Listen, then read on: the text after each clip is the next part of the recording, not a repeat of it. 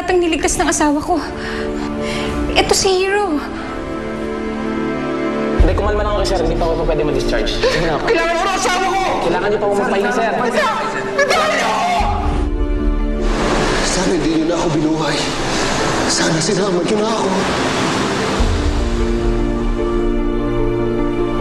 Tagal ko siyang hinanap. Ba't mo yung sinabi to?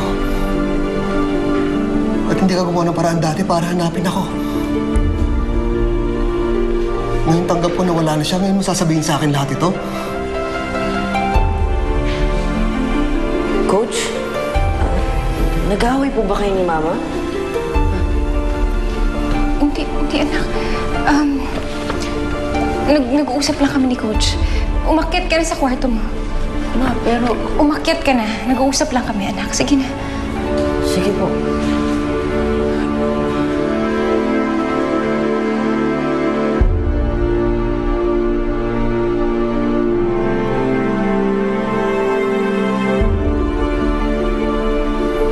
Wala pang alam si Hero. Gusto kong protektahan ang damdamin niya. Akala ko, sigurado na ako kay Danilo noon. Pero nagkamali kami. Ngayon, hindi ko muna sasabihin sa kanya ang lahat. Hanggat hindi pa ako siguradong sigurado. Hindi madali para sa akin ito, Lani. Pero sige, papayag ako magpa-DNA test. Pero oras na malaman ko na anak ko si Hero, kukunin ko siya sa'yo.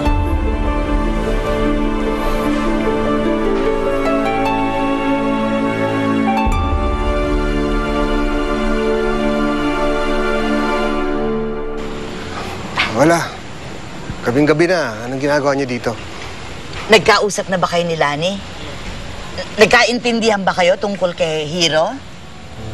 Alam, may posibilidad na anak ko si Hero, sabi ni Lani. Eh bakit para ka pinagsakluban ng langit? Hindi ba dapat masaya ka? Tama ka, Frankie. Buhay nga ang anak mo.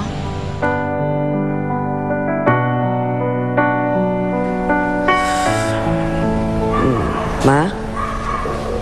Ay, Hero, anak. Ma, may away po ba kayo ni Coach? Ano po ba ang dahilan ng pagpunta niya dito? Tsaka, bakit siya ganun sa'yo kanina? Kasi... Ako alam ko.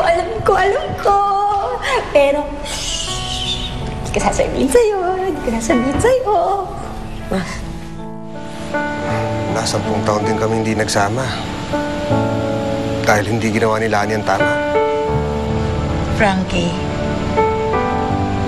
ang nangyari na. Tama ka. Malaking panahon ang nawala sa inyo. Pero mas malaking panahon ang naghihintay para pagsamahan nyo. Hindi ba dapat yun ang dapat mong isipin? Yun ang dapat mong tignan? Sige na nga, sasabihin ko na nga. Nag-LQ sila. Parang magjowa. Ganit. Anak, hindi totoo yan.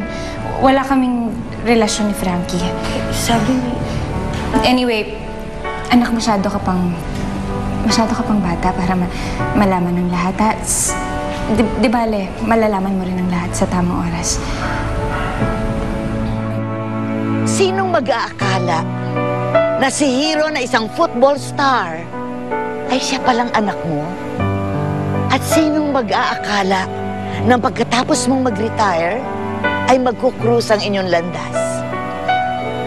Eksakto pa kung kailan ka nagbabagong buhay. Kapalaran na ang gumagawa para magkita kayo sa tamang panahon. Frankie, dapat maging masaya ka. Ilan sa mga ama na naulila sa anak ang nabibigyan ng ganitong pagkakataon